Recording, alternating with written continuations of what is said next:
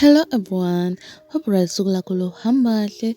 So uMahu angathi usekhejile nje ama-feelings for umthandini.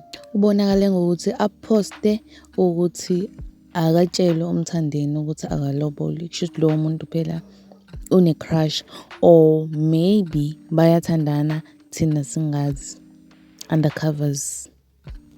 Vele kodwa phela ama-fans akhe umthandini ahlezi esho ukuthi abathandani nje. Shuthi vele nabo bengajabula uma kungathiwa ngempela uMahu benaye umthandini bayathandana. So bengajabula impela ngoba bahlezi besho ukuthi hayi bo, thatha lo muntu wena umenze umfazi wakho. For example, kule video le. Ngizoqeda nje manje, just 4 pictures left and then I'm done. Ngeke ngithathe bebule. I know, babe.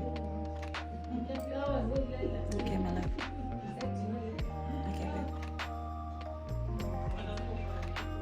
Angithandi lento yakho ngishisa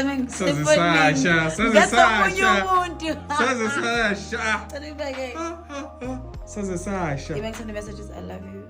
Wait. I have to say, he said he loved me. I have to say I love you too. I love you. Wait. Ubani umfihla ngaka? Like I'm obsessed. Sazisasha emjolweni akusho ukuthi wena nje bayokubhukhela yonke South Africa ngoValentine. Lalela. Hayi wena.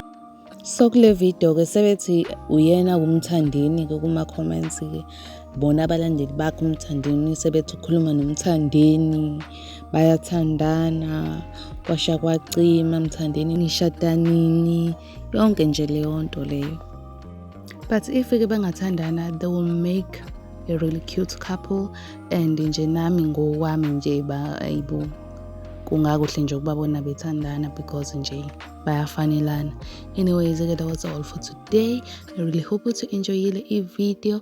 If you enjoyed it, ngiyacela ukuthi smash the like button, uphinde phela smash na subscribe button, and I'll see you in the next video.